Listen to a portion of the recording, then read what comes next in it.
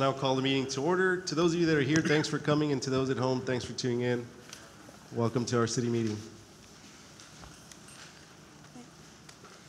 Good evening. We do have a quorum present, so I'll go ahead and read the notice.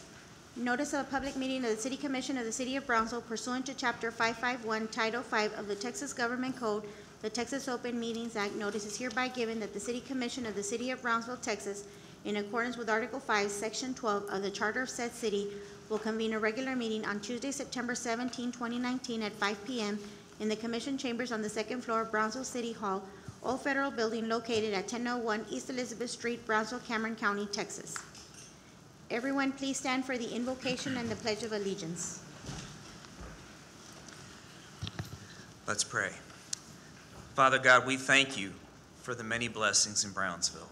And Lord, we thank you that you have so much wisdom available to us if we only ask. So tonight we're asking. We're asking for wisdom for each of us, but specifically for our mayor, for our city commissioners, all of our city staff, and for anyone that's presenting anything here tonight. Lord God, we ask you to continue building the unity that we have here in the right direction. And we thank you and we love you in the name of Jesus Christ. Amen. Amen. I pledge allegiance to the flag of the United States of America and to the republic for which it stands, one nation, under God, indivisible, with liberty and justice for all. Honor the Texas flag. I pledge allegiance to thee, Texas, one state, under God, one and indivisible.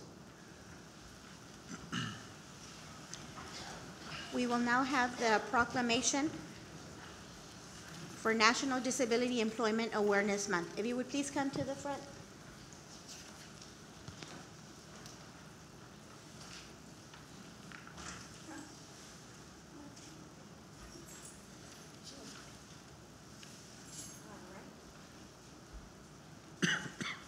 Hello, welcome. Hello.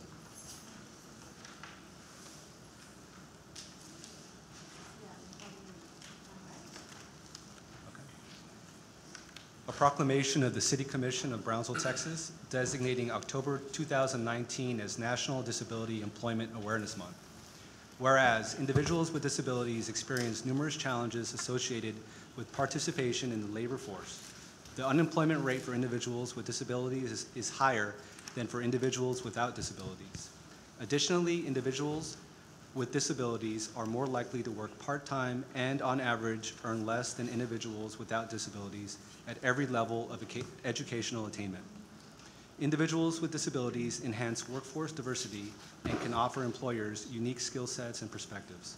According to the Center for Disease Control, approximately 61 million, or nearly 1 in 4, or 26% of the people in the United States are affected by disabilities. Whereas National Disability Employment Awareness Month is observed every October, celebrates America's workers with disabilities, both past and present, and emphasizes the importance of inclusive policies and practices to ensure that all Americans who want to work can work and have access to services and supports to enable them to do so. With continued advances in such supports, including accessible technology, it is easier than ever before for America's employers to hire people with disabilities in high-demand jobs. Whereas on August 11, 1945, President Harry S. Truman approved a congressional resolution declaring the first week in October National Employ the Physically Handicapped Week, after service members with disabilities from World War II sparked public interest in the contributions of people with disabilities in the workplace. In 1988, Congress expanded the week to a month and changed the name to National Disability Employment Awareness Month. Whereas the U.S. Department of Labor has announced the Right Talent Right Now as the theme for the 2019 National Disability Employment Awareness Month to emphasize the essential role that people with disabilities play in America's economic success, especially in an era when historically low unemployment and global competition are creating a high demand for skilled talent. And whereas workplaces welcoming the talents of all people, including people with disabilities, are a critical part of our efforts to build an inclusive community and strong economy. In this spirit, the City of Brownsville, Texas is recognizing National Disability Employment Awareness Month this October to raise awareness about disability employment issues and celebrate the many and varied contributions of people with disabilities. Now therefore, we, the members of the City Commission of the City of Brownsville, Texas, by virtue of the authority vested by the Charter of said city, and on behalf of all our citizens, do hereby designate October 2019 as National Disability Employment Awareness Month in Brownsville, Texas, and further encourage the residents of Brownsville to observe this month with appropriate activities and to advance its important message that people with disabilities are equal to the task throughout the year. Done on this, the 17th day of September 2019. Thank you, Commissioner. Thank you. Thank you.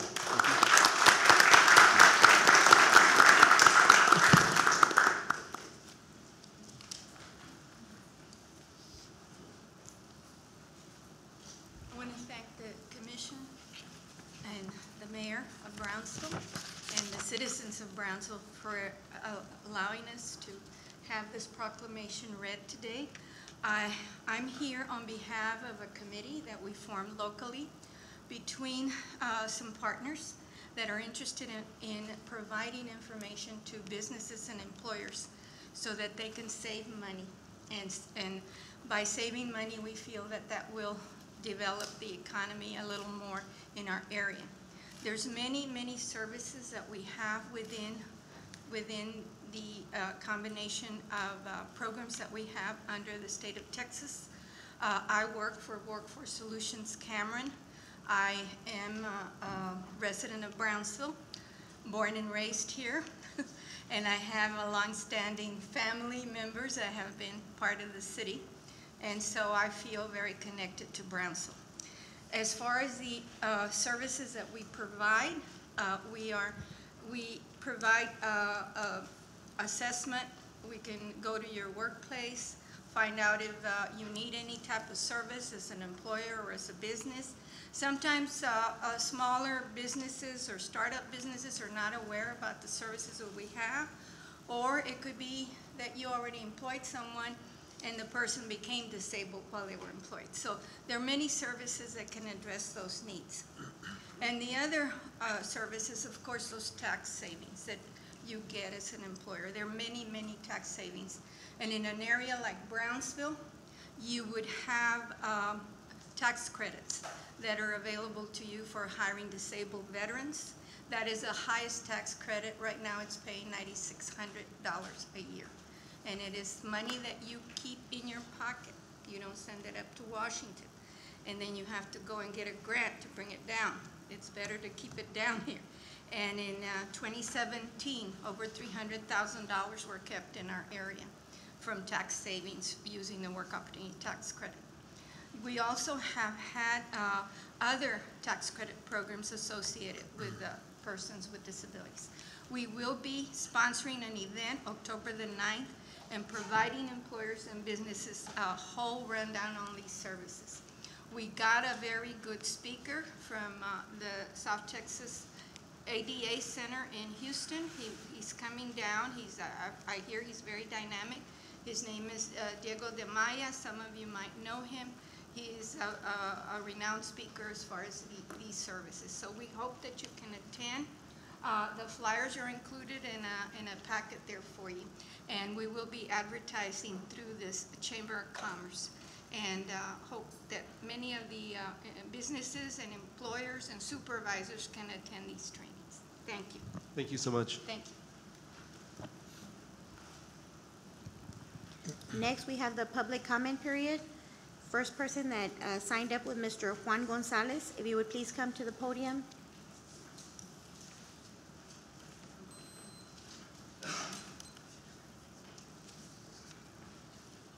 Mayor, good afternoon. City Commissioners, good afternoon. I'm here to talk to you a little bit about the 2020 census that we are in preparation for. Commissioner, I know you've been at a couple of our meetings, which have been spearheaded by Ms. Mirna Leal, and a little bit later on, she'll be presenting the action plan that she has put together for the city of Brownsville. I looked it over. I'm sure you guys have seen, taken a look at it as well. It's very dynamic. I love it. It's beautiful. It targets everything that we're supposed to be doing in preparation for the 2020 census. On top of that, I also want to promote that we are in hiring mode for the Census Bureau. We're really trying to hire local people, and we're in preparation for December. We're going to be hiring down in the Rio Grande Valley. We're going to be looking to hire about 8,000 people, okay? Part-time positions, which is really great for down here. The pay is roughly during training is about $12 an hour. Once they get through with training, it's almost up to $14 an hour. It may vary a little bit, a couple of cents here and there, but it's definitely a good opportunity for some people to get some flexible time, some jobs out there, and to promote the census from within our own community. We really want to hire Brownsville people within their neighborhoods. Familiar faces probably will give us much better results in people responding in a timely fashion to the census as well, and this is why we want to do that. We have a website, 2020census.gov/jobs.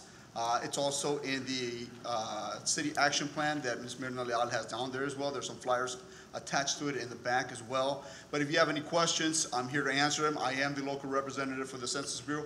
I live here in Brownsville, so this is important to me as well. So it's not just one and done type of thing. So I'm here to support anything we can do for the city of Brownsville as well. Can you repeat the website again? Yes, ma'am. It is 2020census.gov/jobs. And that's where someone would go if they were wanting to apply.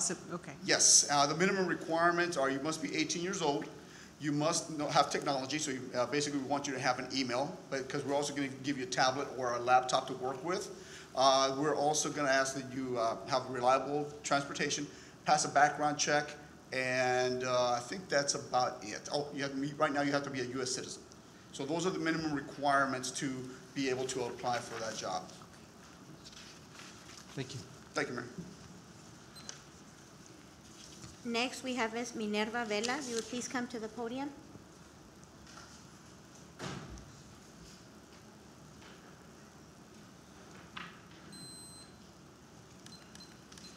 Hello, buenas tardes. Voy a hablar español. ¿Sí? ¿Está bien? No hablo muy bien en inglés. Okay. Y me disculpan porque no vine preparada, es la primera vez que vengo. Vengo en nombre de mi colonia y más que nada de mi calle, a Santa Cruz. Vengo a hacer entregar unos papeles que le traje a la señorita, donde pues tenemos muchos animalitos allá atrás en el diche. Tenemos muchos problemas y gente que pues hablo a la ciudad para que vayan y limpien, ¿verdad? Y van pues cuando se puede, ¿verdad? 2, 3 meses, pero realmente yo necesito que vayan bien seguido o que entuben ese diche, porque ahorita ya no va a haber ni cómo entrar a limpiar ahí. Fue un señor ayer, se llama, parece que Bob, él dijo que no se iba a poder meter ninguna maquinadora, ¿verdad? A limpiar. Nosotros nos juntamos, hicimos firmas y lo que queremos es que entuben, por favor, se los rogamos que entuben, porque ya sabemos que no se pueden taparlo porque es un desagüe de agua, pero a lo mejor sí pueden entubar. Y una cosa muy importante es de que, discúlpenme, tengo un niño que tiene autismo y él salió afuera y vio una víbora y se asustó. Y ahora él no habla, está asustado. Y yo quiero que por favor entuben eso. Todo el tiempo he pagado taxas. No creo yo que sea difícil entubar algo. Se los pido por favor, el que pueda hacerlo, que lo haga. Tengo todas las firmas ahí. Por favor. Gracias. Gracias. Mi nombre es Minerva Vela. Gracias, señora Alves. If I may say something, I spoke with Ms. Vela. Le puedo hablar en español. Yo soy Nurit, con la que habló ayer y entonces I brought this to the attention of Mr. Bernal and the city secretary that she would be coming. I'm not sure who has jurisdiction over the ditch, but hopefully we can start an investigation. This is your district, right? Yes. Okay. All right. Thank you. Do we have anybody else? No. No. We'll move on to the next agenda item, consent agenda items. I'll move to approve the consent agenda. We have a motion to approve consent agenda items. Do I have a second? Second? We have a motion and a second. Any further discussion? Those in favor? Aye. Those opposed? Motion passes. Next, we have our public hearings. Public hearing number 1, public hearing in action on first reading on ordinance number 2019-1662, an ordinance supplementing ordinance number 2013-1582 relating to the issuance of the City of Brownsville, Texas Utility System Commercial Paper Notes, Series A, authorizing the substitution of the credit facility related thereto, resolving other matters incident and related to the replacement of the credit facility, including the approval, execution, and delivery of the reimbursement agreement, bank fee letter, and approving and offering memorandum in connection therewith, resolving other matters related thereto, and providing an effective date. Good afternoon, Mayor, Good afternoon. Commissioners. My name is Leandro Garcia. I'm the Chief Financial Officer for Brownsville PUB. This item pertains to a commercial paper program managed by Brownsville PUB on behalf of the city's combined utility system. This program allows for PUB to provide interim financing for a lot of the capital improvements that aren't taken every year. So it is something that's on a cycle.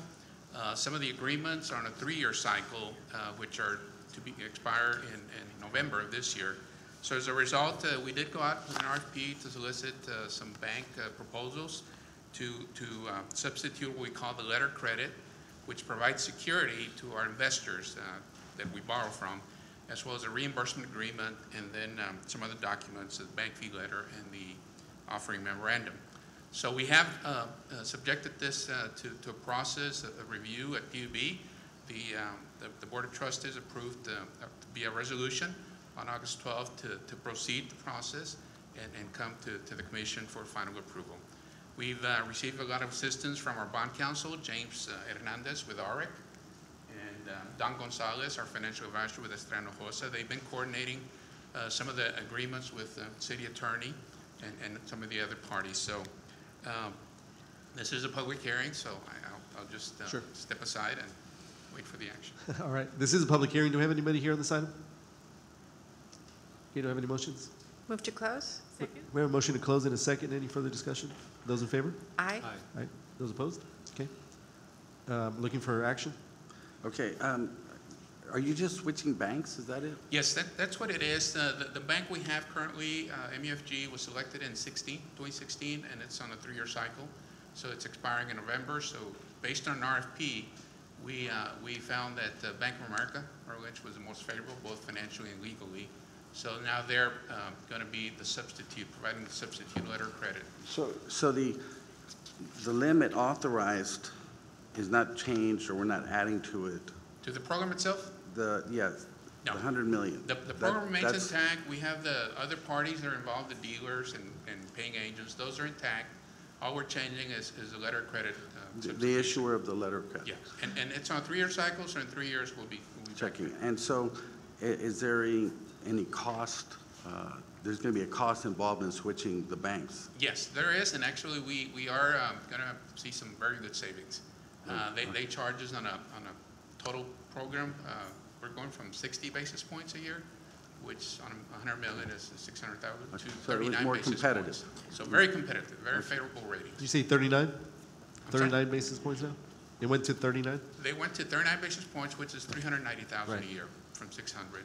And of course, all of the short-term borrowing rates are very favorable right now. We're getting interest rates when we issue notes at 1.35, 1.32. Very favorable short-term financing. And of course, these down the road will be converted to long-term bonds. And we'll be back to the commission seeking that authorization. The other matters referred to there, do you have an idea what those are? Those are all the legal requirements. We have to go through the Attorney General's office. Bond counsel will take care of that. And Just authorizing we you all have to go opinion through. letters, and then we have to go through rating agencies to get the ratings to back the letter of credit. Motion to approve. We have a motion. Do I have a second? Second. Motion and a second. Any further discussion? Those in favor? Aye. Those Thank you. opposed? Motion passes. Thank you. Next, we have public hearing number 2, public hearing and action on first reading on ordinance number 2019-1661 of the City of Brownsville, Texas, to amend Chapter 2 Administration, Article 5, Finance, Division 2, Fees by adding Section 2-434, Master Fee Schedule, and dealing with related matters. Good evening, Mayor, Commissioners. My name is Ana Benavides, and I'm with the Finance Department. Today, I will present on the city's master fee schedule. Finance staff worked with city departments to create a master fee schedule included in Exhibit 8 of your packets, and which contains approximately 1,155 city fees and charges.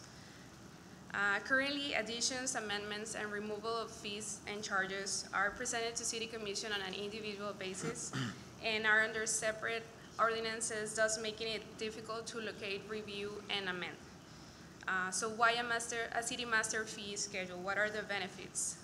We are recommending the consolidation of all city fees and the master fee schedule to memorialize into one ordinance.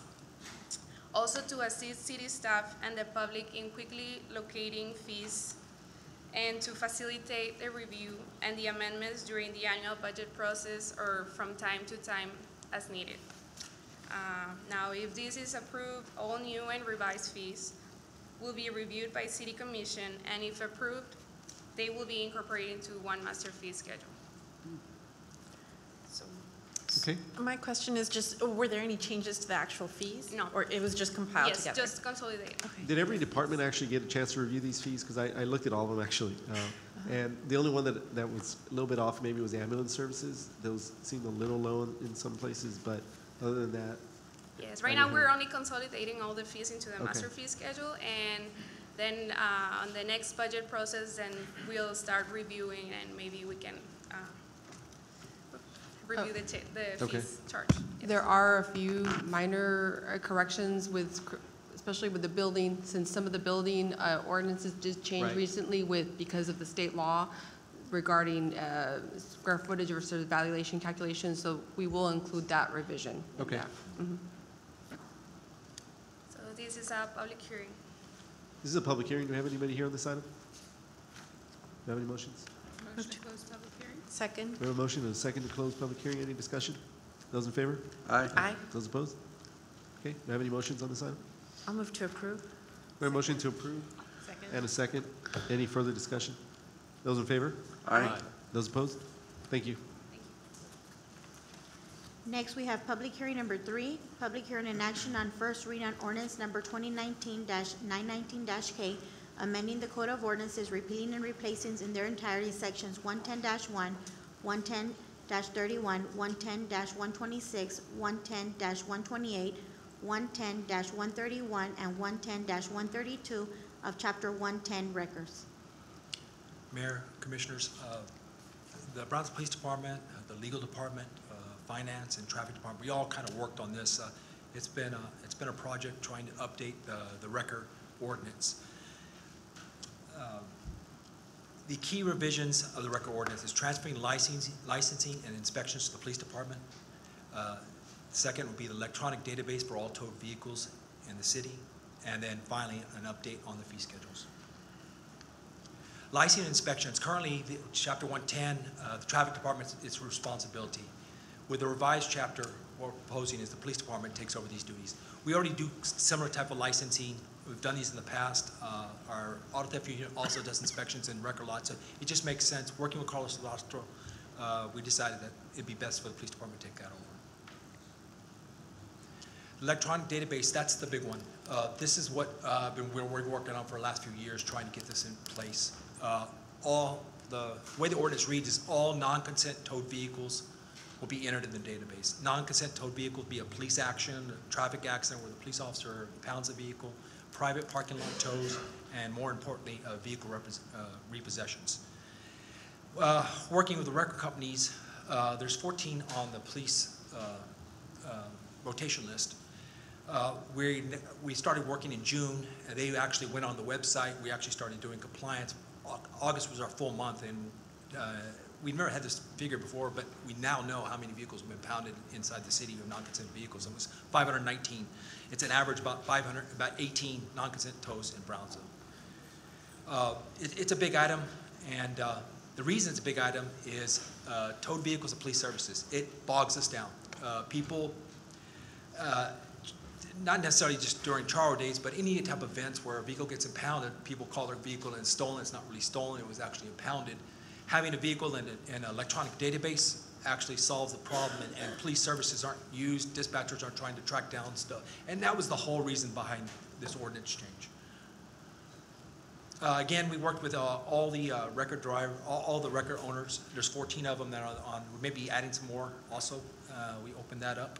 And this is the database design. We're working with it, tweaking it. We still having a little problems. I think our most recent problem was with, we have an automatic voice that identifies the street address, and it doesn't really pronounce it very well, some of the streets here in Brownsville. But we're working on it, and we'll get that updated. This is the management system, and it's all electronic. They use it for smartphones, or they can use computer. You can search for a tow. Someone calls it in, we can check it real fast. All the features are there. And the tow company can accept or decline a tow. It's a searchable database and also citizen access. We already put on our website. We'll put it on the city website as well. Find My Tow Car. If you want to check yourself, you could actually check to see. And also we'll have the list of fees associated with the tow. We think it's good for citizens. It's good for us. We want to know vehicles, especially non-consent vehicles, being picked up in the city. Update on fees, working with record companies, that was one complaint, working with all of them, and they're my partners. They have my cell number and I have theirs. $95 was for a police action tow is $95. Well, that's been in play for about almost 30 years. And they asked that be changed. The administrative code allows up to a $255 charge. We didn't feel comfortable with that. We kind of settled and on a $200 charge, bringing up to update the fees. And that's the one-time charge on a police type action, a collision type accident.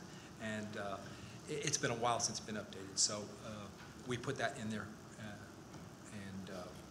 So are there any questions in reference to this? Go ahead. So do you also set the fees for the storage? In other words, after it gets towed, then it takes a day or two to get out. I believe the administrative code, it gets $10 or $20. I'd have to check it. But we don't set it. Judge, I can't remember if we may have set that at actually an ordinance. The way we set it up is they wanted to make sure they implement this so they can start running with it. And one of the items that we wanted to make sure and get more feedback from people in regards to fees and all that. So the way we've set this up is we're asking the commission to approve it today. However, the commission will roll out by resolution every year like a master list of fees. That way we don't have to redo the court of ordinances every time we move a fee here or there.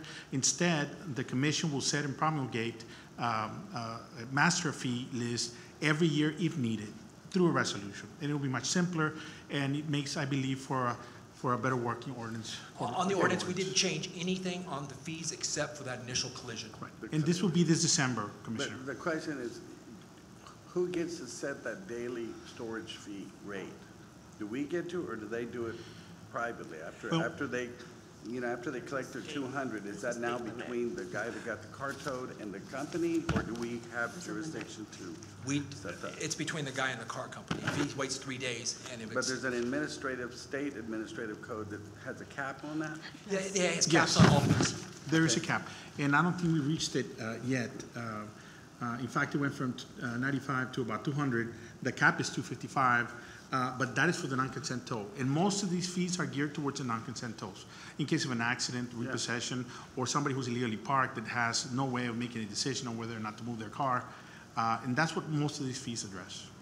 So the old code allowed for only one company to have be on the list one time, or like one owner to have one company. It was archaic, the way they set it up. It was just where they would only allow a certain number of companies. We've opened it up. We took companies, but how about Can one guy have two companies on the list? Well, that's very already clever. been done, yes, because we that know. was the way it was done to keep people from applying and being able to get work for the city of Brownsville. What happened is you would have companies with 2 or 3 companies, and the way the ordinance was written, you couldn't have more people apply and be allowed in to do business with the city of Brownsville unless it dropped below a certain amount, which never happened over the last 20 years. So new companies were not able to come in and apply and work, have a fair shot at working in the city of Brownsville. Right. Now it's even playing field. It's anyone who can respond and that applies and is allowed in and pays their fees. Anyone and everyone has a chance to to participate and work for the city of Brownsville. Okay, so it's a rotation list, so they go through the list when there's calls, right? They go That's to the- correct. That's Okay, correct. so what if I open 3 tow companies? Can I have all 3 on the list? Or can I only have me on the list? I think technically, if you actually had 3 different businesses that were tow companies, I think you could all be on the list. Technically. And Well, my understanding, and Commander, I may be wrong on this, but I think the major criteria now is whether or not they can respond within a certain amount of time. Right. They need to be on the list and also be able to respond within a certain amount of time. And that's going to dictate how the list moves out. Because my understanding, it's a 20 or 30-minute estimated time required for somebody to get the tow and the non-consent tow. But, you know, if we need to tweak that around, we can look at it. but you can see, like, if a guy has a company with 3 trucks, he's on it, 1 slot. He decides to do an LLC for each of the 3 trucks, now he's got 3 rotation slots. Okay, the rotation list will be decided by the police department, Commissioner, and that can definitely be addressed. And Is what? The rotation list will be, the final rotation list will be decided by the police department, and that is something we can definitely take into account when finalizing the rotation list. Judge, we can work on that if you want to take a look I'm at that. just bringing it out, it caused some issues in the past. Understood. It did. So it just gives one guy more shots at the apple. At the Apple, right. This is a public hearing. Public hearing, anybody here on this item?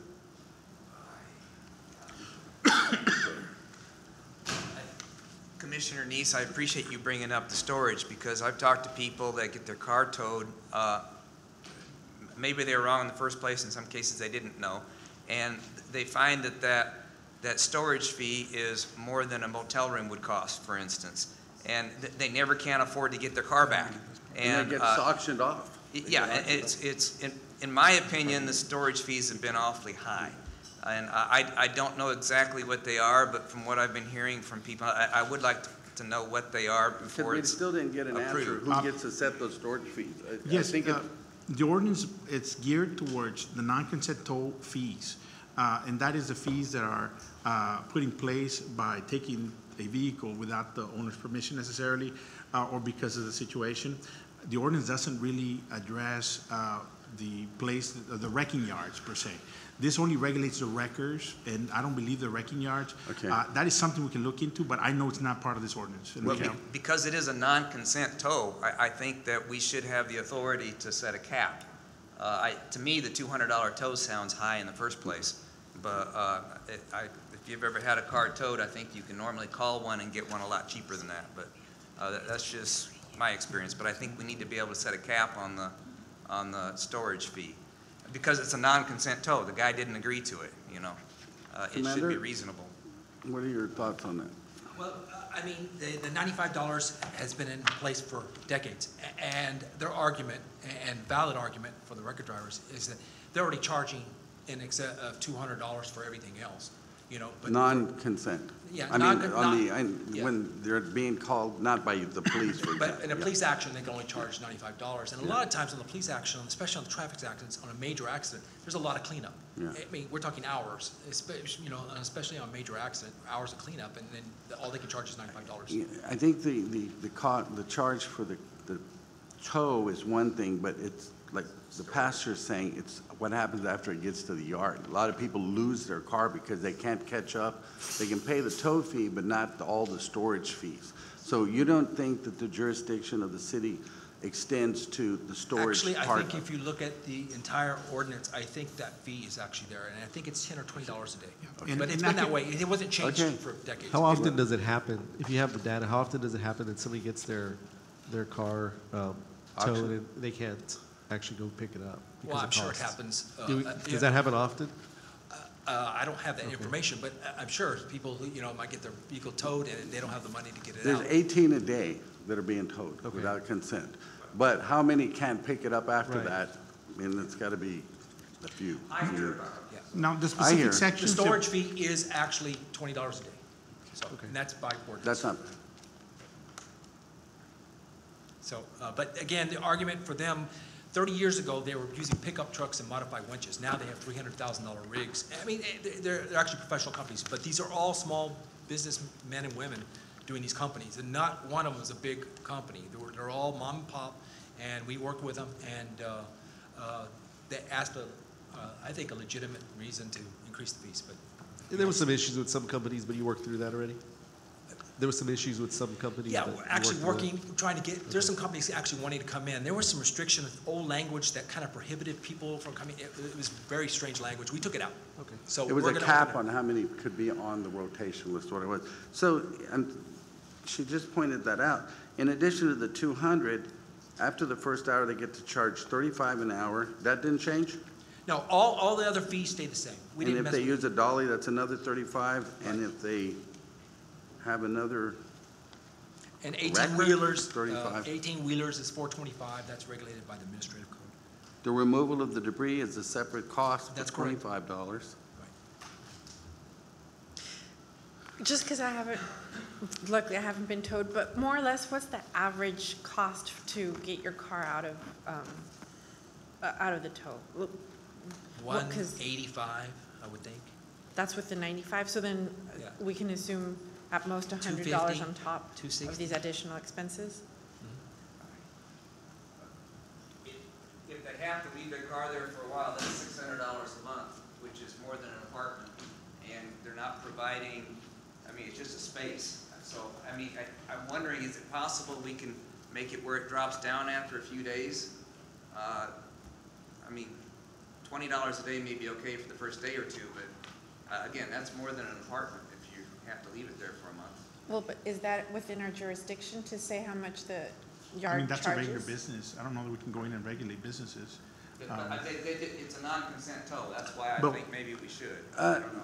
No, I haven't, well, go ahead. I mean, I agree. I think that maybe we should put a cap, but I don't know or I'm not well versed in the law as to what we can cap, put ceilings on and what we can't. Yeah, the law caps certain items, and none of them have exceeded those caps. And all those other fees, my understanding, Commander, is that we didn't change those at all. In fact, those remained the There's same. been I think there was only in one or two existence fees that for were able to So, I mean, change. there's not, I mean, they have been in existence for decades. Let me ask you, on number 3 in this list, under 110,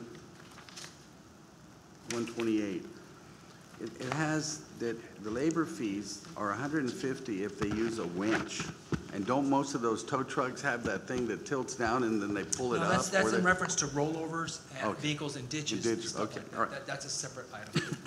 And that is those, you know, like we've had 18-wheelers go into ditches and stuff. You have to actually use a winch to actually bring it up, then you can get it towed. So, no, that's separate, sir. Okay, anybody else here on this item? Have a motion? Is this to close public? Yes. Motion to close public hearing. Second. We have a motion and a second. Any further discussion? Those in favor? Aye. Those opposed? Okay, do I have any motions on the item? Thank you. Motion to approve? We have a motion to approve. Do I have a second? Second. We have a motion and a second. Any further discussion? Aye. Those in favor? Those in Aye. favor? Sorry. Aye. Those opposed? Motion passes. Thank you. Thank you. Next, we have public hearing number 4, public hearing in action to authorize the City of Brownsville Police Department to apply for the fiscal year 2019 Edward Memorial Brian Justice Assistance Grant Program Application 2019-H3916-TX-DJ in the amount of $48,528. Mayor Commissioners, this is annually we apply for this grant, and it's a small grant, $48,528. Normally we buy equipment. We also share the grant in partnership with Cameron County and Harlingen, and we earmark it for equipment and computers and stuff like that. And we're just requesting authority to apply for the grant. Okay. Anybody here on this item? It's not public. Excuse me? Oh, it is a public, I'm Yes. sorry. Sorry, Joe. That's Sorry. okay. Sorry. It's all right. Okay, do I have a motion to close public hearing? So moved. We have a motion. Do I have a second? Second. We have Thank a you. motion and a second. Any discussion? Those in favor? Aye. Do I have a motion on the item? I'll move to allow the police department to pursue this grant. We have a motion and a second. Any discussion? Those in favor? Aye. Aye. Those opposed? Motion passes. Thank you. Thank you. Next, we have public hearing number 5, public hearing in action on first read on ordinance number 235-2019-043-CO to rezone from apartment G, professional office A, to dwelling G for a 5.152 acre tract out of block 54, El Jardín subdivision, share 27, Espiritu Santo grant located near the corner of Central Avenue and McKenzie Road with a conditional overlay. Good evening, Honorable Mayor, Commissioners. The applicant is looking to downzone this property from Apartment G, AG, Professional Office A, 1CA, to Dwelling G. This property consists of 5.152 acres, and the proposed use is a residential development. The property is fronting Central Avenue and McKenzie Road. Here's an aerial of the property. There is single family in every direction, and there is commercial business to the west, and there's undeveloped land to the east. Here's the zoning map. As you can see, the area predominates as residential. This is a 200-foot radius map. There were 34 mailouts and 0 written opposition. The request is consistent with the comprehensive plan and future land use plan, and P&Z supports this rezone from Apartment G, Professional Office A, to Dwelling G with the conditional overlay to prohibit duplexes.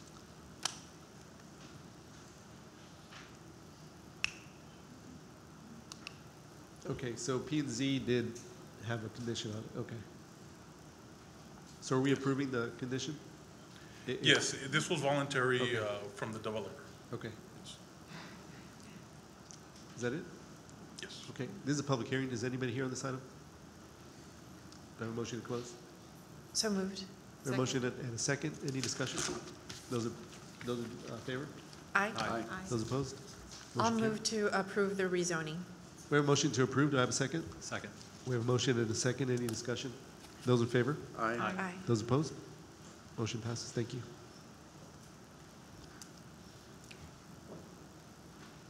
Next, we have public hearing number 6, public hearing and action on first reading ordinance number 235-2019-044-CO to rezone from light retail F to light retail H for 16.046 acres out of tract 21 and 24 of subdivision B, a final decree partition of the Paredes tract of share 19 of the Espiritu Santo grant located near the intersection of Boca Chica Boulevard and Old Port Isabel Road. So the applicant is looking to rezone the area district for 16.046 acres. They're looking to change it from area district F to area district H. The purpose is to be able to increase the intensity of the allowed amount of units. So the proposed use is apartments. The property is fronting Robin Hood Street.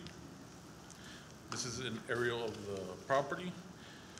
This may be familiar. A couple of meetings ago, the non-residential overlay was removed for the purpose of moving on with this development. This is the zoning map. There's dwelling, there's general retail, there's light commercial, and there's also apartments within the area. This is the 200-foot radius map. There were 56 mailouts and 0 written opposition. The request is consistent with the comprehensive plan and future land use plan. P&Z supports this rezone from light retail F to light retail H with the conditional overlay subject to the following conditions. I do want to point out that on the ordinance that was submitted, there was a scrivener's error. The CO is actually supposed to be 18 dwelling units per acre rather than just capping it at 18 units. It's supposed to be how many? 18 dwelling units per acre. Okay. Instead of 25, sorry, or? Yes, so the conditional overlay that the applicant is requesting is to cap at 18 dwelling units per acre. Okay. H would allow 25, but they're agreeing to cap it at 18. At 18, so I have to do my math again, sorry. So with the gross acreage, it would be 288 units Okay. maximum. Now, just keep in mind that they still have to go through the plans review process.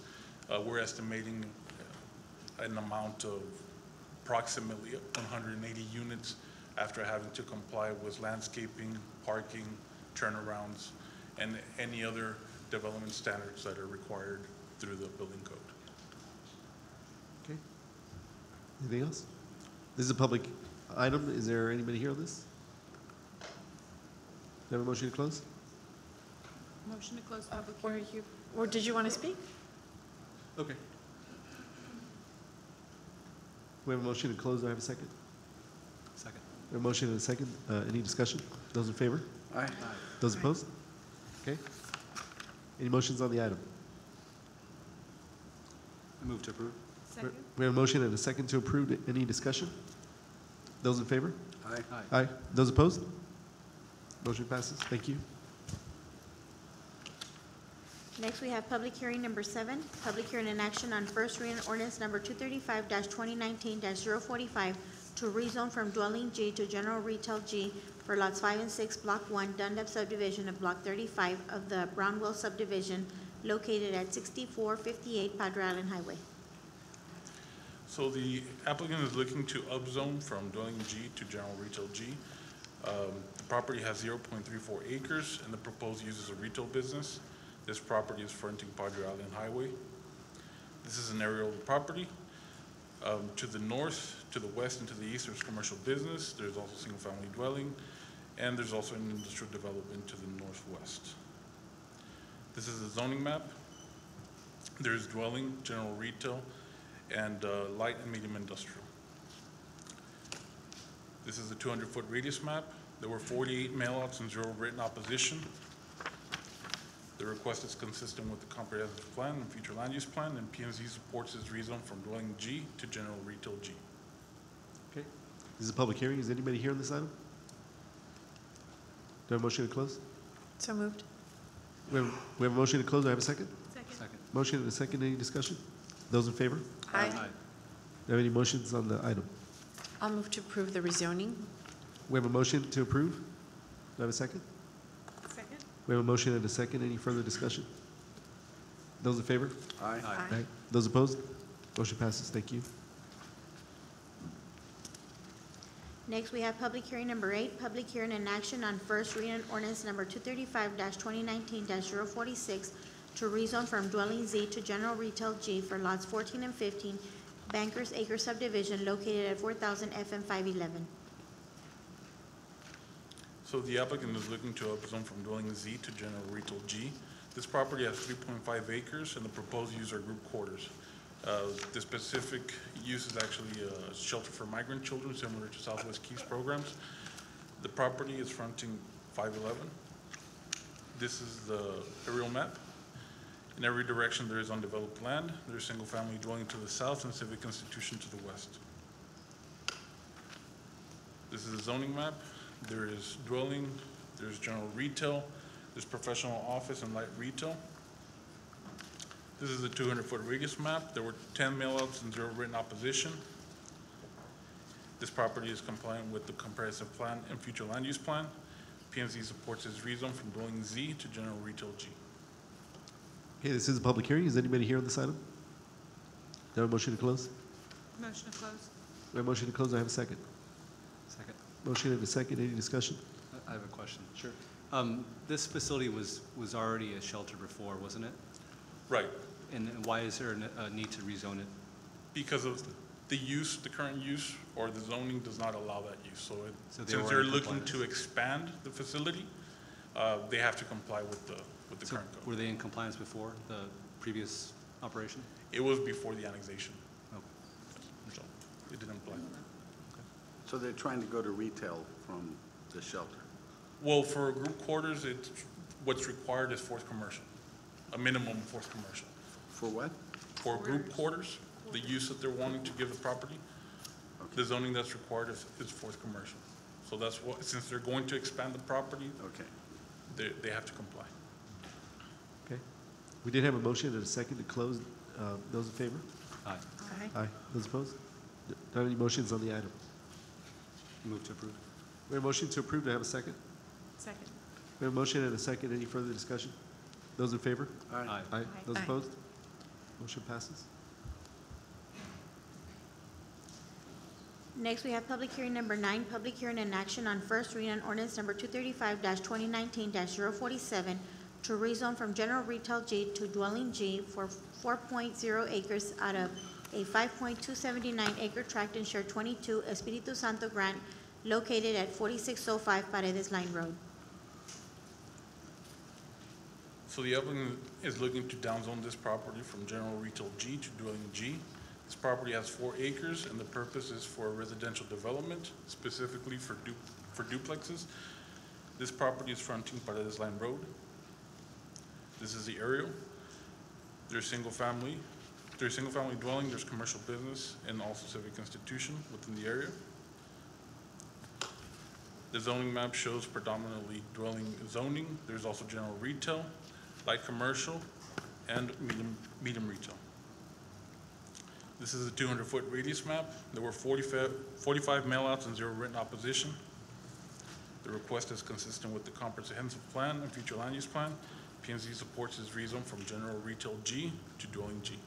And what are they going to build there? Duplexes. Duplexes. Where's the ingress and egress going to be? I was just curious because I can't figure it out based on the map. So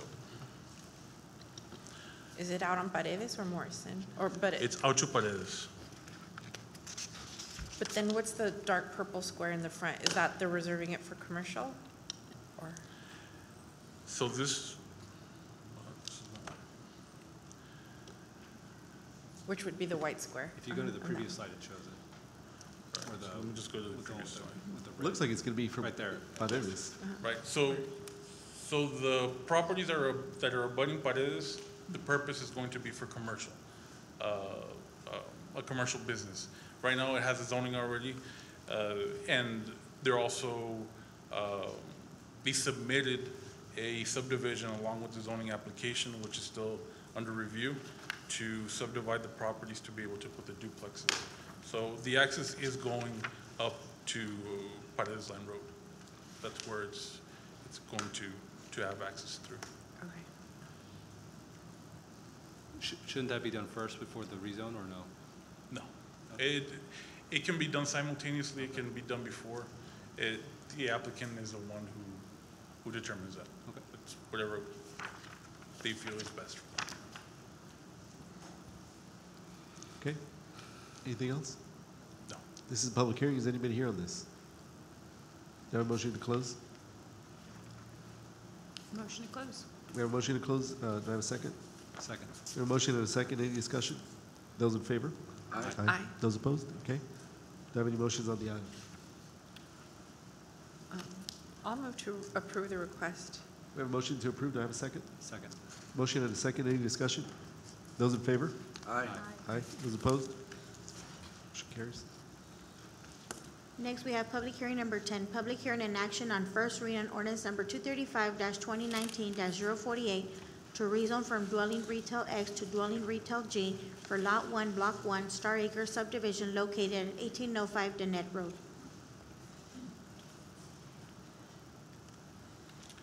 The applicant is looking to rezone the area district. Currently, the zoning is dwelling retail X. They want to go to dwelling retail G. This property has 1 acre and the proposed use is apartments. This property is fronting Dennett Road. I would just like to point out that the next case is related to this. How do they differ? Because it's the same exact lot. Yeah, I was wondering. The thing is that they have to rezone the property first, the area district, since they want to increase the intensity. So right now, X allows only 2 units. They are proposing 8. So to be able to achieve the 8, they have to rezone to area district G, which allows 12.5 units per acre. So they have to rezone the area district, and then they have to get a specific use permit to allow the use in a zoning that does not allow. Okay. This is an aerial of the property. In every direction, there's single-family dwelling. There's also undeveloped land, commercial business, and industrial development. This is a zoning map. Predominantly there's dwelling.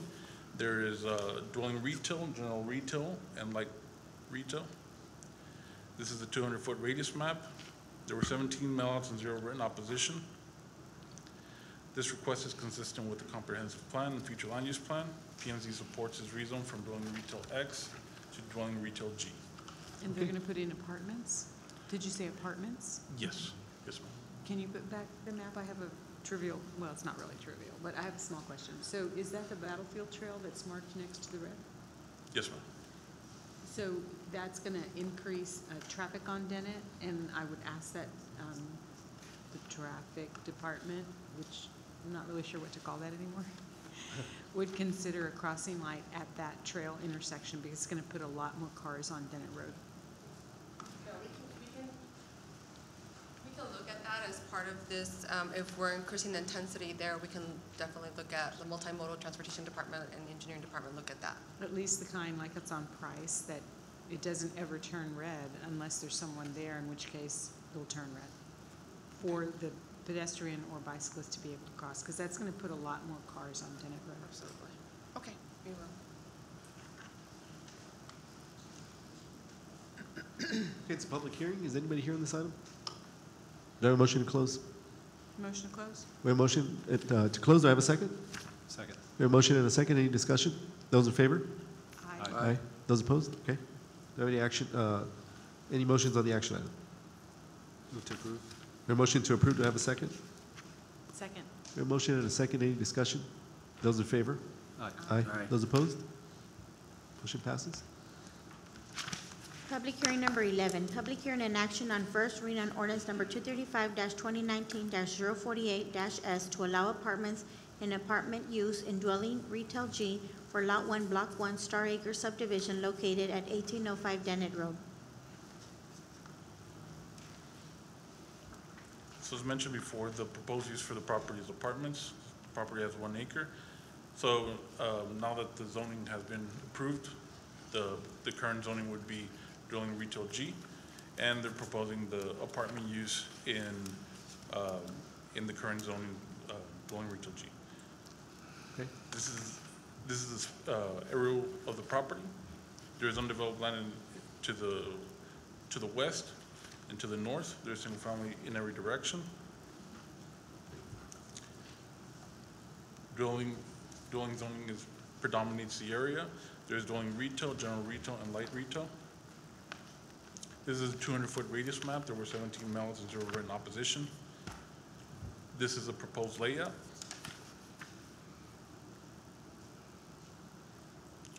The request is consistent with the comprehensive plan and future land use plan. P&Z supports a specific use permit to allow apartments in dwelling retail G with the condition that the property must comply with all city codes and regulations as determined through the site plan review process. Okay, this is a public hearing. Is anybody here on this item? Do I have a motion to close? So moved. We have a motion to close. Do I have a second? Second. Second. We have a motion and a second. Any discussion? Those in favor? Aye. Aye. Those opposed? Okay, motion carries. Do I have any action on the item? Any motions on the item? Move to approve. We have a motion to approve. Do I have a second? Second. We have a motion and a second. Any discussion? Those in favor? Aye. Those opposed? Motion passes. Public hearing number 12, public hearing and action on first reading on ordinance number 235-2019-050-S to allow an event center, a medium commercial use in general retail F for lots 1 and 2, block 113, Brownsville Original Town Site, located at 1144 and 1154 East Madison Street. So the applicant is requesting a specific use permit to allow an event center in general retail F. The current zoning, as mentioned, is general retail F. This property has 0.27 acres, and the proposed use is an event center. This property is fronting East Madison Street and East 12th Street. This is the aerial map. There's single family. There's the county courthouse, professional office, and commercial businesses surrounding the property. As you can see, the zoning that predominates is general retail. This is the 200-foot radius map. There were 21 mailouts and 0 written opposition. This is the proposed site plan. The request is consistent with the comprehensive plan and future land use plan. P&Z supports a specific use permit to allow an event center in general retail F with the condition that the property must comply with all city codes and regulations as determined through the site plan review process. Okay, this is a public hearing. Is anybody here on this item? Do I have a motion to close public hearing? So moved. We have a motion to close. Do I have a second? Second. We have a motion and a second. Any discussion? Those in favor? Aye. Aye. Those opposed? Okay, do I have any motions on the item? Move to approve. I'll second. We have a motion and a second. Any discussion? Those in favor? Aye. Those opposed? Motion passes. Thank you. Public hearing number 13, public hearing and action on first reading ordinance number 235-2019-051 to rezone from dwelling Z to dwelling F for a 19.835 acre tract of land out of a 197.7 acre tract out of blocks 9, 10, and 13, Swan Nelson subdivision, Share 12, Espiritu Santo grant, more or less out of a 386.1 acre tract in Share 22 of Espiritu Santo grant near the intersection of Abrego Road and April Lane, Olmito, Texas. The applicant is looking to rezone the area district of this property. The property consists of 19.835 acres, and they're looking to go from dwelling Z to dwelling F. The proposed use is a residential development, and this property is fronting Abrego Road. Here's an aerial of the property. There's undeveloped land in every direction. There is also single-family dwelling and a public school to the north. The zoning that predominates is dwelling. There's also apartment and general retail within the area. This is a 200-foot radius map. There were 33 mailouts and 0 written opposition. The request is consistent with the comprehensive plan and future land use plan. The P&Z supports this rezone from dwelling Z to dwelling F. I just want to make sure all of this is within the Brownsville jurisdiction, right? Yes, sir. Okay. This is a public hearing. Is anybody here on this item? Do I have a motion to close? Motion to close. We have a motion to close. Do I have a second? Second. Motion and a second. Any discussion? Those in favor? Aye. Aye. Those opposed? Motion passes. Do I have any action on the item? Motion to approve. We have a motion to approve. Do I have a second? Second. Motion and a second. Any discussion? Those in favor? Aye. Aye. Those opposed? Motion passes. Thank you. Thank you.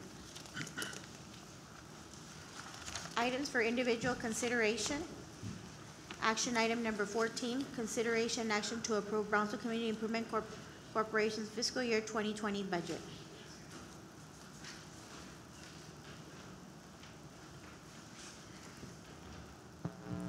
Good evening, Commission, Mayor. If you don't mind, I know that I believe this the presentation might be a little bit difficult to kind of hone in and see. So what I did is I went ahead and printed out the packet for you all to see. Thank you.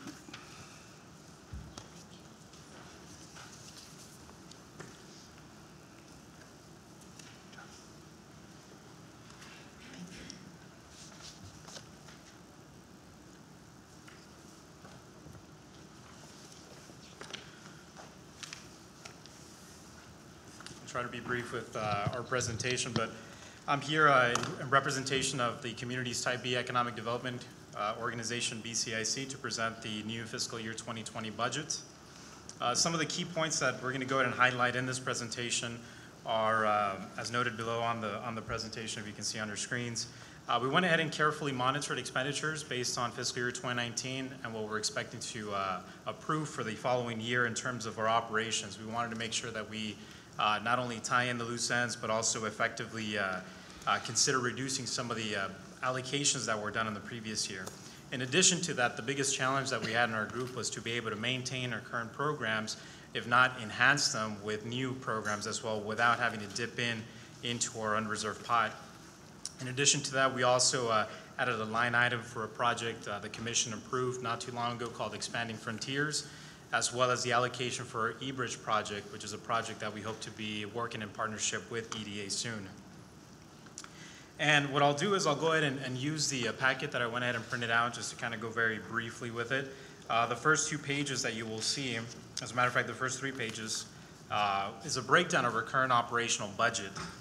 Within it, you'll see what we currently expend for employee benefits as well as salaries, office supplies, anything that our current organization needs to operate. In total, what we're seeing for our operations alone, including salaries and benefits, is a total of $628,000 with $66. For the following pages, pages 4, 5, what you'll see is our current breakdown of what we're allocating in terms of our actual projects, what we call our self-directed initiatives. And as you can see here, you might notice on some of the items, the line items that we have on our budget. Let me try to go as quick as I can. Wait, can I interrupt you, Josh? Yes. How many employees do you have? We currently have 4 employees, myself, 2 others under administrative and an operations support. Okay. Going back to administrative expenditures, specifically speaking, the self-directed portion, you might notice here some zero amounts for some of the line items. I want to emphasize here in front of the Commission and the Mayor that we're essentially going to be rolling over some of these items. Some of the funds that weren't expended for fiscal year 2019, we're just going to go ahead and roll them over. So there was no need for us to be able to add them under our line items for fiscal year 2020. In addition to this, we are keeping capital projects grants at $400,000. Like I mentioned before, big program, which has been very successful since we went ahead and started that. We are allocating $600,000. That's just going to roll over to the next fiscal year, which is this fiscal year 2020. We are allocating $25,000 for Film Commission. We are allocating $50,000 for Cultural and Destination City events, which we hope to partner with the Conventions and Visitors Bureau for those key events that we know will attract a substantial amount of tourists into our area. In addition to this, we were able to create what we now call the Startup Texas Grant. And in this grant, what we're going to go ahead and do as a new program of BCIC is to be able to invest in the seed level funding for businesses that are going to be scalable commercially. So we're excited to be able to add some new parameters and procedures for that program. In addition to this, we are allocating a line item as well for some of our projects that you all might have been aware of during executive session. In addition, as well, the Expanding Frontiers project that I had mentioned previously, as well as the eBridge project, which we had to allocate in order for us to be able to work closely with our partners in this, including the Economic Development Administration. And in addition, we also have our usual board contingency, as well as another historic rehabilitation initiative that we're also considering for this upcoming fiscal year. It's a very challenging budget as a team to be able to move forward with this and present it. We do have some debt services that we've tacked on since the inception of our Economic Development Organization group. But we feel very confident to be able to work in a more creative approach, to be able to maintain what we've historically have done, in addition to be able to entertain new projects that are directly involved with enhancing and developing the human capital that we have in our community. And in this graph, which is also part of your packet, you'll be able to see a breakdown of what exactly our percentages look like in terms of our allocations and what we're impacting. And just like I mentioned a couple minutes ago, our debt service is at 28% of this upcoming fiscal year budget. But our self-directed initiatives, which are the funds that we use to be able to invest back into our communities, at 53%. So again, we try to be very creative. We try to be very effective with our funding to be able to reduce our operationals and try to focus primarily on what matters the most, which is to invest back into the community and spur that economic development effect. Would you explain a little bit more about item 23, the eBridge? Because it doesn't mean that that whole amount's going to be used. It's being used as leverage. But if you'll explain a little bit more about that. Yes, very good question, Commissioner. The allocation that we have on here, which is $2.7 million, is a number that we're honoring from a previous board meeting where we actually approved the total amount of $2.7 for this project. Our approach, though, has been very conservative since the very beginning of this project, and it's to be able to partner with a federal agency that can go ahead and provide funds to alleviate some of that expenditure. So we're hopeful that we get close to $1 million to be able to subsidize some of that project and be able to put $1 million back into our pocket. So we're hoping to get at least 48 to 50% in savings for this project in the long term once it goes into effect. However, for sake of being able to effectively persuade EDA, we do have to allocate the total amount of that funding for this project, which you all might already be aware of at this point. And that project was also brought before the commission, besides the board. That's correct. It was already brought to the commission several times, as well as our board. All we're doing in this fiscal year budget is allocating as a line item for our upcoming fiscal year. Josh, can you remind me, when is it's coming up pretty soon, isn't it, the retirement of the first set of bonds for the sports park? This is for the bonds for the sports park? Yeah. From my knowledge, we do have some payments that have already been made, some cost savings as well for the payments that we've been making, but I believe some of those savings were used to be able to provide the airport funding as well.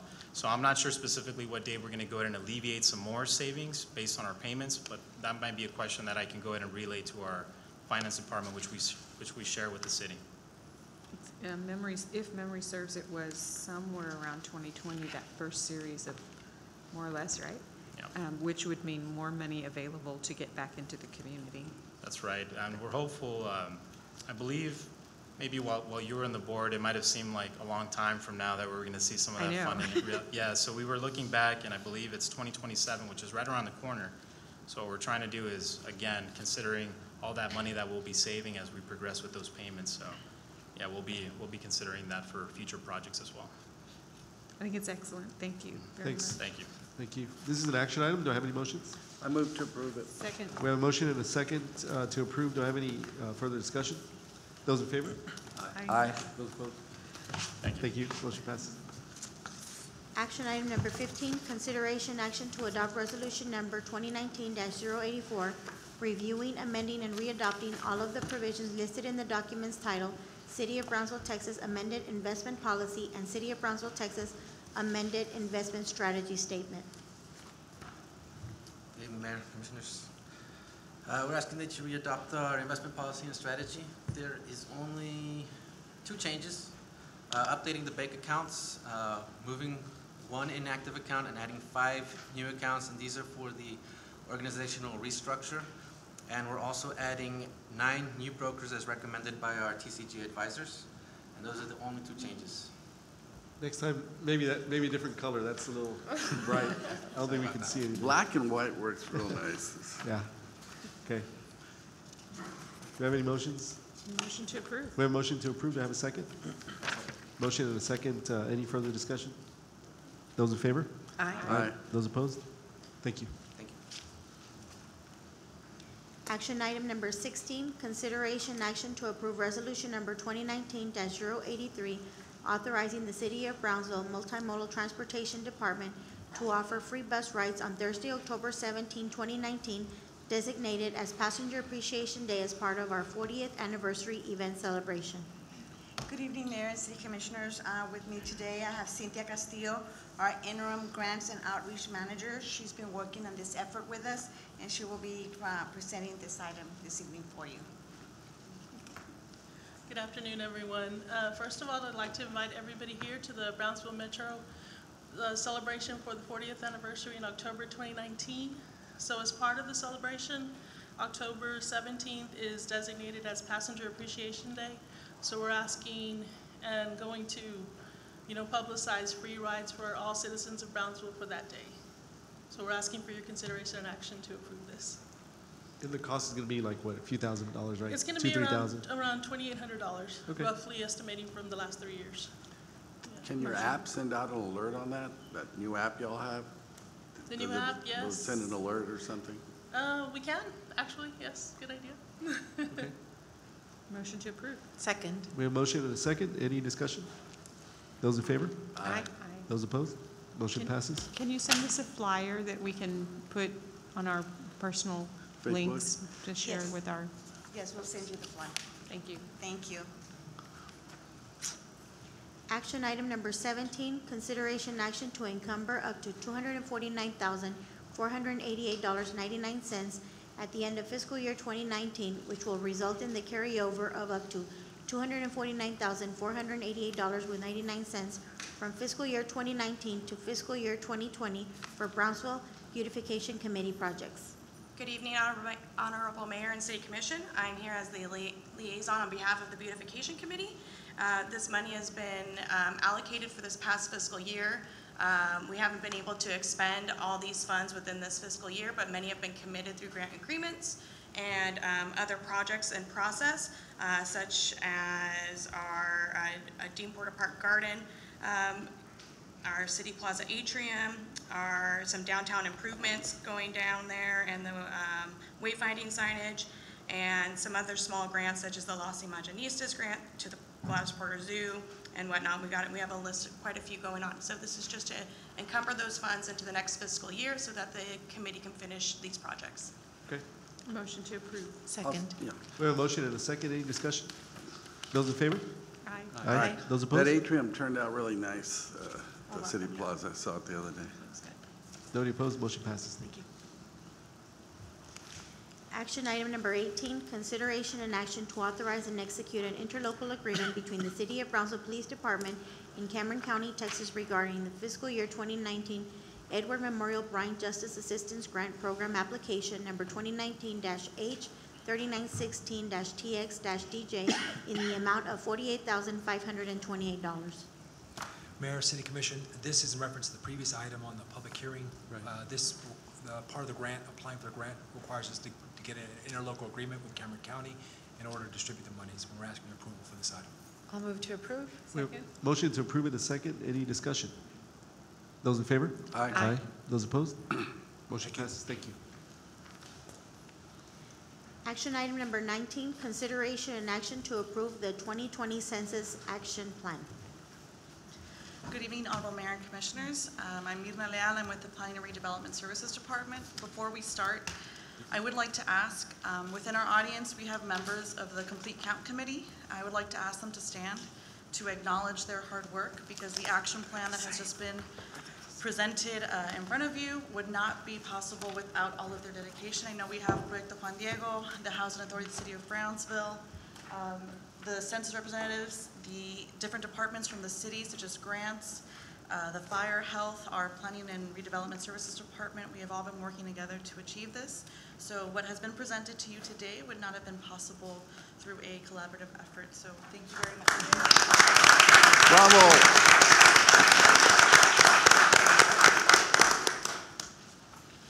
So the census matters. A lot of people don't know how much it affects us on a daily basis, but it really does matter. Since 1790, the census has occurred every 10 years. Census data determines congressional and local representation, and every year $675 billion in funding are apportioned based on population totals, breakdowns by sex, age, race, and other factors. Said federal funding may be spent on schools, hospitals, roads, public works, and other vital programs such as Pell Grants, highway planning and construction, community development block grants, national school lunch and breakfast programs, Medicaid, WIC, and SNAP.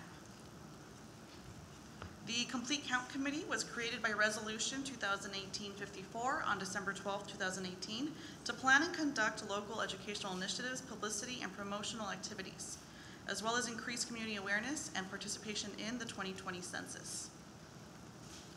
Our Complete Count Committee members include the City of Brownsville, UTRGV, TSC, IDEA, Communities and Schools, BISD, Brownsville Herald, BPUB, the Housing Authority of the City of Brownsville, Proyecto Juan Diego, Chamber of Commerce, CDCB, United Way, Ozanam Center, the Equal Voice Network, STAIVA, our Valley Regional and Valley Baptist Hospitals, Suclinica, Catholic Charities of RGV, Good Neighbor, and Valley Interfaith.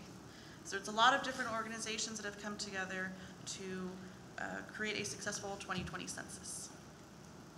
And the 2020 Census Action Plan is a compilation of information submitted by various organizations that have been actively participating in the process. Includes the resources that are available to Complete Count Committee organizations and implementation steps in order to increase awareness of and promote participation in the upcoming census. So we're calling it our roadmap to the census. This is how we know how we can best work with our city and its citizens. And this is the actual roadmap to the 2020 census. This is the timeline.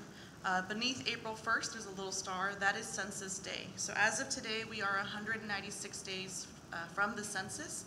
And although April 1st is the official Census Day, and about mid-March is when the internet self-response begins. So people can start responding by themselves in March. But April 1st is our official kickoff. These are some photographs of the Complete Count Committee in action and programs that they've already been working with. Some of our meetings from back in March, the one-year outing event that was held at Market Square, Proyecto Juan Diego volunteering for the census at Ciclovia, and another one of our meetings. Our response outreach area mapper is going to be a key factor in how we decide where we're going to be putting outreach events. So with Rome, we can visualize areas by predicted male non-response rates, determine contributing socioeconomic or demographic factors, and plan outreach, marketing, and promotional efforts. Rome will be updated every 24 to 48 hours depending on how people are responding. So every census tract within the city of Brownsville will give us a total amount of how many people have responded. It'll give us response rates or totals. So if we know that there's an area of West Brownsville, an area of North Brownsville that aren't actively filling out their census, we know that we can actually head out to an area close to them, a school close to them, a business close to them, and set up what we would consider like a pop-up shop.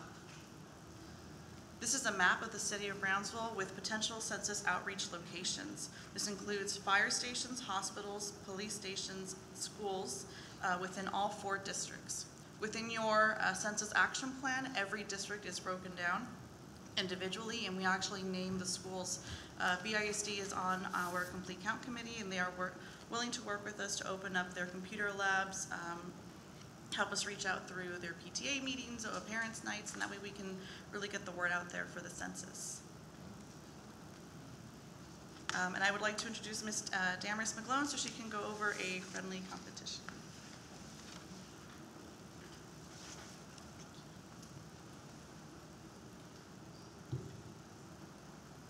Well, Our call to action to our mayor and city commission is to vie for this, let me turn it back around, this trophy, so that we like to play it up to our Brownsville pride and competition nature. So we're hoping that with the capabilities and technology of Rome, that each district will be able to, within days, know who's ahead of who. And so we're really hoping that at every commission we'll be able to showcase which district is in the lead. And then hopefully we get a complete count with the whole city and everybody wins in the end.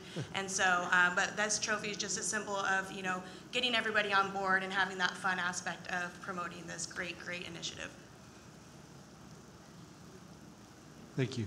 So if you have any questions, we'd be more than happy to answer them. Really good job. It's just a little small. Do I have any So motions? what do the at-large commissioners do, though? Yeah, Can we claim? I get to add them all up. They get to give us a trophy. I get to add 1 through 4. Legally, I think they just win because they cover the whole city. Sorry. Anyway, they'll be winning along with everybody else. Okay.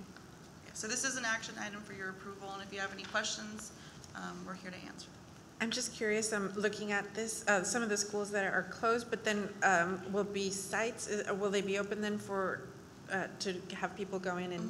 So the census is actually different this coming year.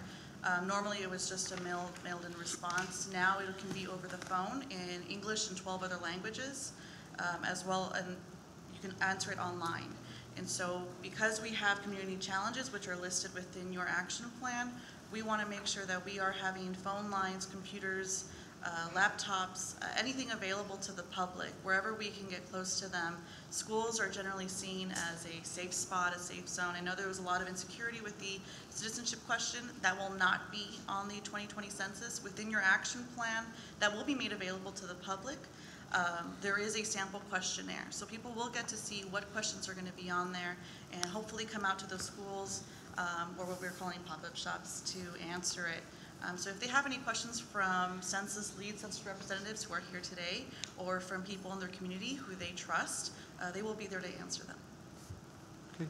And the demographics in this are from the last census?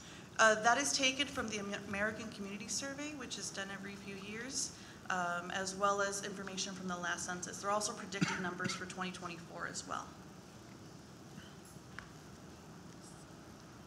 Have any motions? I'll move to approve. We have a motion to approve and a second. Any discussion? Those in favor? Aye. Aye. Those opposed? Motion passes. Thank you. Thank you. Action item number 20, consideration and action in support of the application to the Envision Center Demonstration Project and commitment with a participating nonprofit in the Housing Authority of the City of Brownsville to accelerate economic mobility of low-income households that include HUD-assisted housing and building upon existing efforts with the Buena Vida Choice Neighborhood Initiative.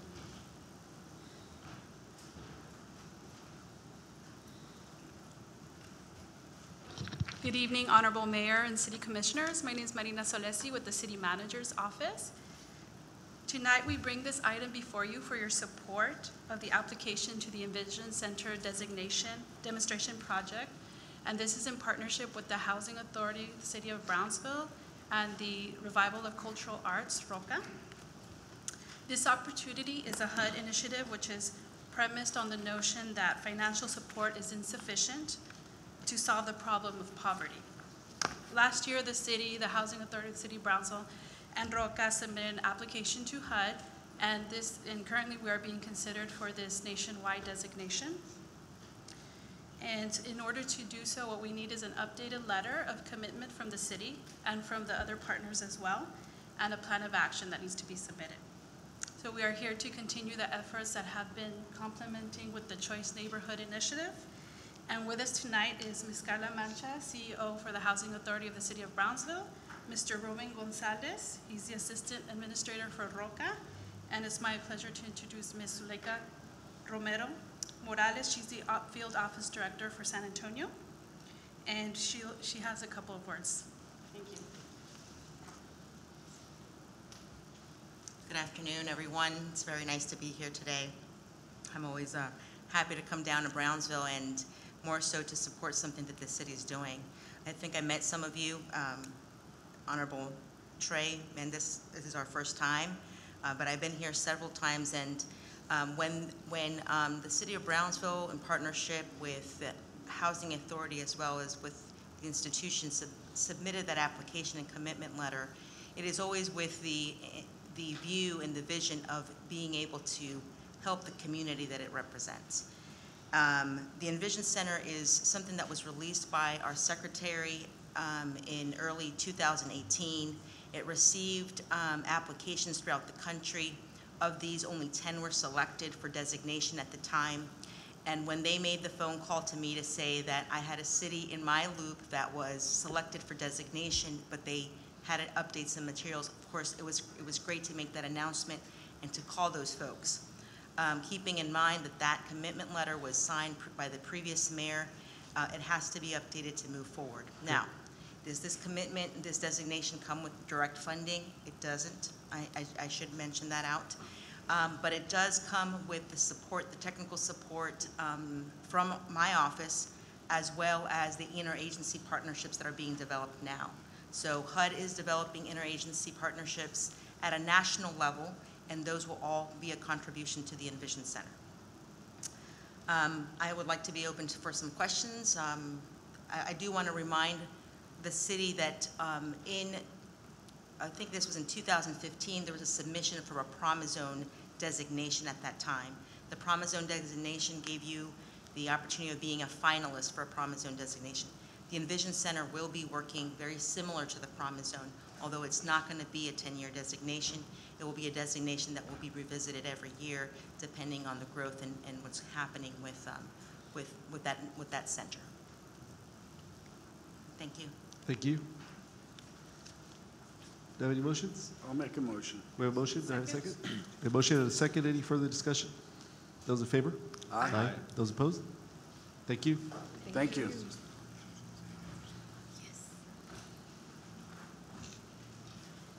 Action item number 21, consideration action to award the specific and aggregate stop-loss medical insurance coverage contract to partner reinsurance carrier. Good evening, Honorable Mayor and City Commissioners. I'm Josh Perez with the Organizational Development Human Resources Department. I'm here to introduce Stephanie Chutara with TML Health. She's the stop-loss manager, and she'll be presenting on the stop-loss carrier. Good evening, Mayor, Commissioners.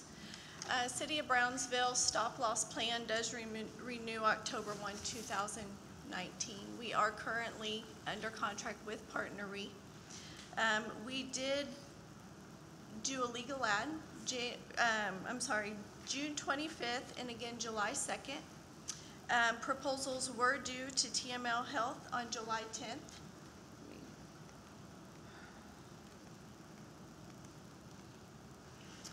They were due to TML Health on July 10th. We did market to 14 different stop-loss carriers, of which 2 of those responded.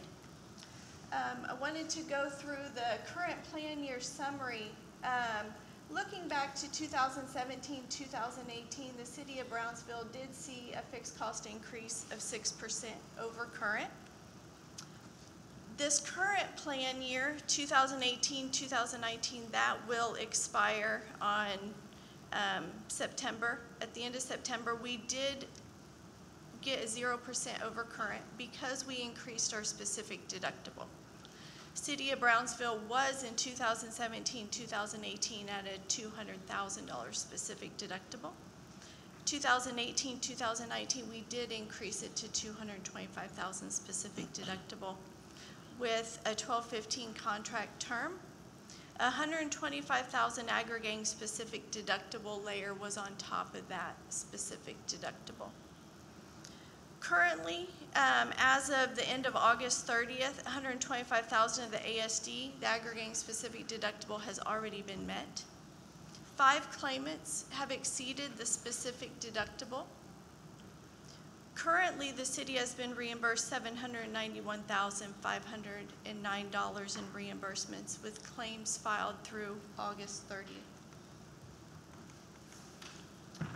To tell a story, so City of Brownsville, as you can see on this chart, the yellow line going across is the stop-loss premiums that have been paid.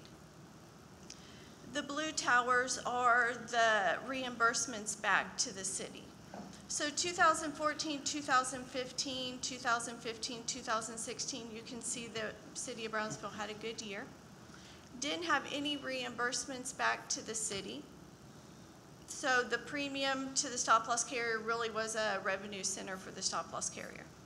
2016, 2017, reimbursements back to the city did exceed the stop-loss premium that was paid. 2017, 2018, the same. The reimbursements back to the city did exceed the stop-loss premium that was paid. Currently, this year through August 30th of 2019, we're almost to the premiums that were paid.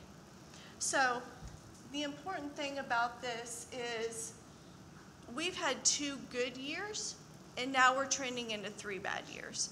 So stop-loss trend really is, across the board, 2 good years, 3 bad years. So I'm hoping that if trend follows the City of Brownsville these years, that we're going to have a good year this year. With that said, there's the 5-year average for City of Brownsville is a 74% loss ratio.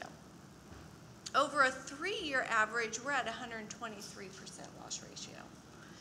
The sweet spot is a 60%. So that's why we are going to see increase and saw increase last year of stop-loss premiums. Expected number of claims by size, so for other cities or stop-loss groups that have an average of 1,200 employees at a 250,000 specific deductible, which we will be recommending increase, we should see about 3.6 claimants over the specific deductible. If you look in 2017, 2018, we would have averaged 5. Currently, over a 250,000 spec deductible, we're already at 3. So our current spec deductible is 225.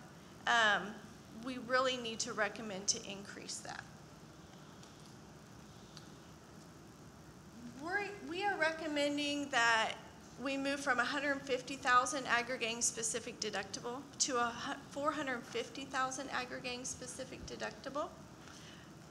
Moving from a 225,000 specific deductible to a 250,000 specific deductible. Overall increase in risk from the current terms would equate to about $962,946 in overall increased premium and risk. If we would stay at the current deductible and not increase the aggregating specific deductible, we'd be $1,110,000 on average. Claims could change during the plan year, but analyzing that out. So on a good year, the city could get $450,000 in that aggregating specific because you only pay it if your claims exceed the specific deductible. The proposals, again, we went to 14 different carriers. 2 carriers responded on the initial phase. When we released aggregate claims, July and August claims for them to firm it up, we were now down to 1 stop-loss carrier. The city has a hemophiliac claimant on the plan. A hemophiliac is an automatic decline to stop-loss carriers because of the cost of the claimant. Partner Re, being your current stop-loss carrier, assumes the risk. They have to provide a renewal. At the current terms. I have a question, I'm sorry. Yes. Is there any other condition other than hemophilia that is excluded? There is not. The particular hemophilia claimant is really averaging $54,000 a month, and that's if you take January 2019 all the way through current and average those out. That claimant is averaging about $54,000 a month. So if they maintain that claim average per month, then it could be additional $650,000 in risk that the city is assuming. TML Health is looking at ways to reduce the cost for that claimant if there's other avenues to do so. If we would recommend the city of Brownsville to renew at the current specific deductible level, the current aggregating specific deductible level, we're looking at 117% increase. By moving to a $250,000 specific deductible with a $450,000 aggregating specific deductible, we're decreasing that to 51.65% increase on fixed cost. And as you can see at the bottom, it's really hard to read, I apologize. Overall risk, we're remaining about the same, saving a few points. But again, as I had mentioned, the aggregating specific deductible on a good year, if we have no claimants over the specific deductible, then the city does not pay that in premium, nor do they pay that in risk.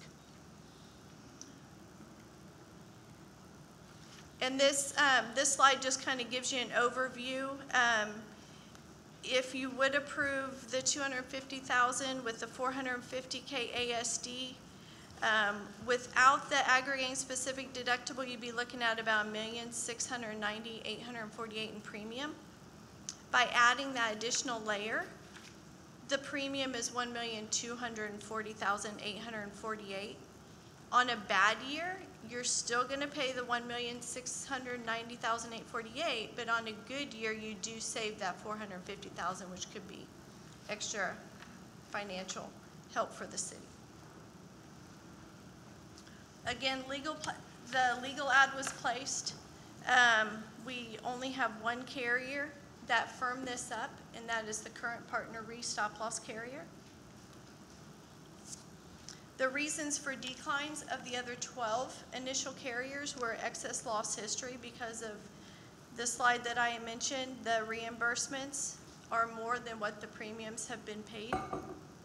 Uncompetitive against the current rates, other carriers were anticipating 150 to 225% increase. Not enough premium to support the risk the last 4 years. We've seen that if we average it out. And the hemophiliac diagnosis is an automatic underwriting decline. So it is recommended the renewal with option 4 with the incumbent partner stop loss carrier to increase the $250,000 specific deductible, to increase the aggregating specific deductible to $450,000, which will create a $537,700 premium against if we were to renew at the current terms. We have the potential for the city to save an additional $450,000 in risk if there's no claimants over spec. And by moving from a $225,000 spec to a $250,000, you do have $25,000 per claimant additional risk. But when analyzing it, the number of claimants that we've looked at over the years of City of Brownsville, we're not expecting to have too much additional risk, even on a bad year. Any questions? Okay, do I have any motions? Motion to approve. We have a motion to approve. Do I have a second? Second. We have a motion and a second. Any discussion? Those in favor? Aye. Aye. Those opposed? Thank you. Action item number 22, consideration action to approve the service agreement between the City of Brownsville and the Brownsville Convention and Visitors Bureau, Inc. for an allocation of HOT funds for fiscal year 19 in the amount of $180,000 used specific by the agreement. Good evening, Honorable Mayor and City Commission. So this service agreement will be for this fiscal year 19 with the transition of the CVB board to under oversight of the city. There's certain things that the city is not allowed to pay for on their behalf as they're still an incorporated body as a nonprofit. So some of that is some old bills, some tax forms. They have some credit cards that that they have still in their name, the vehicle, some lease storage, some board-committed funds. And so this service agreement was just outlining getting these things paid for through this fiscal year. It's in Exhibit D, which I believe is the last page of the packet. The board did meet and approve this item today, and I'm here if you have any questions on this item. I did see on the section 3, the term ends on September 30th, 2019. That's for the fiscal year then? That's what you just said, Yes. right? Okay. So this, once the finance will be able to allocate that to their account, and then they'll be able to dispense their funds, but the city will not commit any further funds for this year. Okay. Motion to Just approve. to add that there has been an increase in revenue. So if you took October to July of 2018 and compared it to October to July of 2019, there has been a 10% revenue and a hotel occupancy tax. So it's very positive, and we're very excited about what is to come with that board and with new communications and marketing director. Motion to approve. We have a motion to approve. Do I have a second? Second. We have a motion and a second. Any discussion? Those in favor? Aye. Those opposed? Motion passes. I'll move to adjourn to closed session, or I guess. Well, before I read the executive session, if we could please have a picture with the census group and the commission, please. Okay. A good challenge.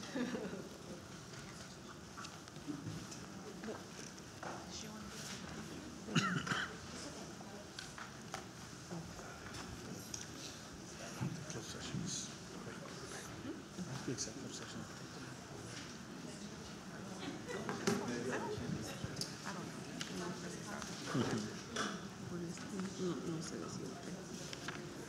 What's kind of going on with this? Denise had a question about that.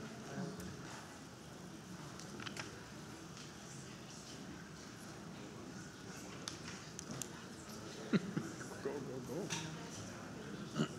Who's going to take the picture?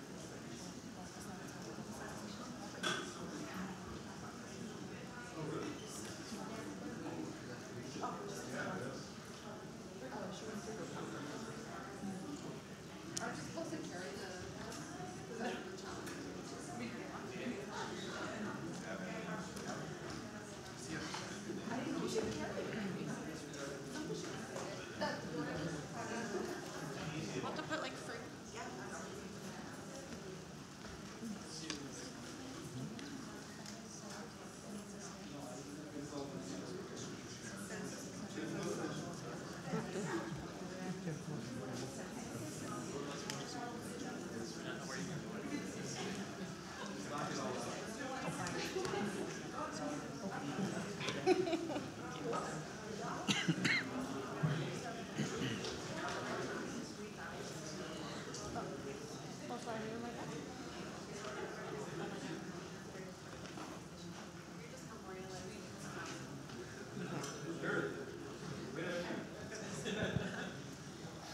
As y'all are taking the picture, I'm going to go ahead and read the executive items, so just put it on the record.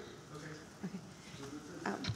We will have executive session, letter A, attorney consultation pursuant to section 551.0712 of the Texas Government Code to provide legal advice in connection with an agreement between the city and Union Pacific Railroad regarding the switchyard property. Executive session B, discussion pursuant to section 551.087 of the Texas Government Code regarding economic development and the creation of a church for the Rio Grande Esplanade. Executive session C, consultation with attorney to receive confidential legal advice pursuant to section 551.0712 of the Texas Government Code on a matter related to the JPEG FM 511 industrial corridor, in which the duty of the attorney to the governmental body under the Texas Disciplinary Rules of Professional Conduct of the State Bar of Texas clearly conflicts with this chapter. Executive session D, consultation with attorney to receive confidential legal advice pursuant to section 551.0712 of the Texas Government Code on a matter related to the establishment of guidelines for JBIC bylaws that conform to sections 501 and 504 of the Texas Local Government Code, in which the duty of the attorney to the governmental body under the Texas Disciplinary Rules of Professional Conduct of the State Bar of Texas clearly conflicts with this chapter. Executive session E, attorney consultation pursuant to section 551.071 of the Texas Government Code to receive legal advice and counsel in connection with the city's rights, duties, privileges, and obligations related to the collective bargaining labor agreement between the city and the duly recognized bargaining agent for the city's law enforcement personnel, the Brownsville Police Officers Association. Executive session, do I have a second? Second. Motion and a second. Those in favor? Aye. Aye. Those opposed? All right. Recess to executive session.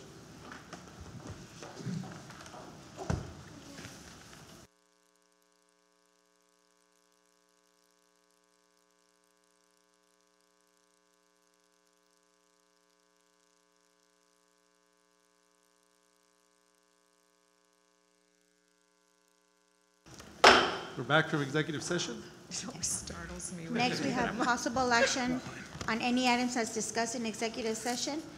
We have action on executive letter A, consideration and action on resolution number 2019-085, authorizing city manager to execute Union Pacific special warranty deed and all documents related to the acquisition of the Upswitch Yard property. Are there any motions? Motion to authorize the city manager to proceed with negotiations? With acquisition? With acquisition, thank you. Authorizing him to execute whatever documents in order to acquire the property. What he said. Okay, so we have a motion. Do I have a second? Second. Motion and a second. Any further discussion? Those in favor? Aye. Those opposed? Okay, motion passes. I'll move to adjourn. Second. There's I two need second to, items. I need to read Oh, my the, bad. Oh, sorry. let me read the other one, please. Action, Executive B, consideration and possible action regarding the creation of a tax increment reinvestment zone for the Rio Grande Esplanade project. There's no action on this item? No action. No action.